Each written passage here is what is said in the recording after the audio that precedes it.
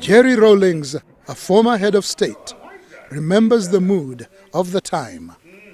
We were playing football, and I could hear the siren, and everybody sort of stopped wherever they were, listening to the siren. But of course, I mean, not me. I was chasing after the ball, and I found I was the only one chasing after the ball while everybody was listening to the siren when I ran into a barbed wire. And that's the scar I have here, on that day.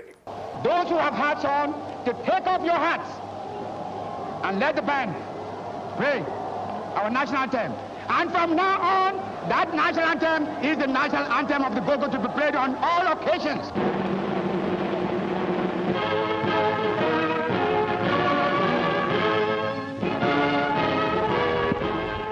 The mood was electrified. Everybody was seeing the dawn of a new beginning.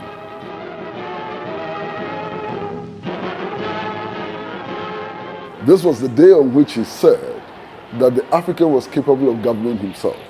And he said that we as Africans should be allowed to make our own mistakes. That was an incredible day. Its freedom served as an inspiration to other African countries struggling against colonial rule, and as a result, Ghana occupied a central role in the fight against imperialists.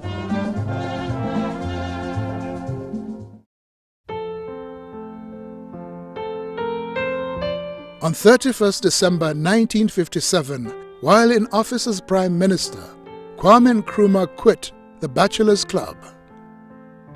Fatia Ritz and Kwame Nkrumah became husband and wife a few hours after she landed in Accra from Egypt.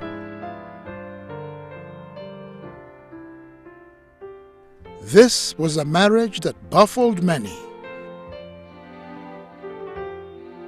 It was not understood why Kwame Nkrumah asked for a bride from Egypt. She did not speak English, and neither did Kwame speak Arabic. Mother was a young woman from a different culture. She left her family to come and her home base to come and live here. So I think it was a challenging marriage in a sense, but I remember her saying she would do it all over again. He, I think, did not marry her because she was in love. I think he just felt that it was time for him because of his position. He was then Prime Minister and then eventually became President in 1960. I think he needed to have that image. Together, they had 3 children, Gamal, Samia, and Sekou. From a previous relationship, he fathered a son, Francis Nkrumah. We had an ordinary childhood in the sense that our father, when he was at home, he was a very modest, simple man. So I remember playing around him, all of us. But I remember little things like him insisting on giving us a spoon of honey because it was good for us. Yes.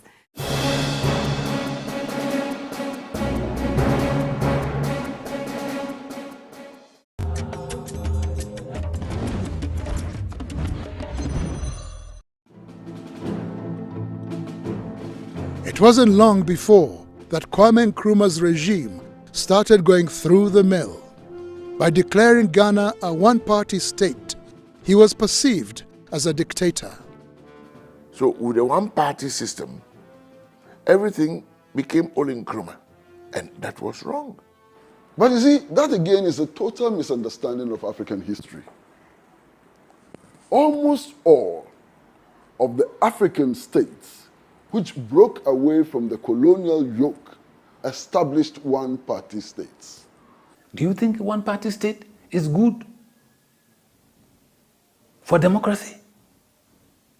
If it wasn't democracy, then they should have left us with their colonial masters. They did not force us. I waited one day when it was a good mood alone. Then I said, why do you want a one-party state? Then he said, you know, I've established so many industries and institutions, and I don't have enough competent people to man them.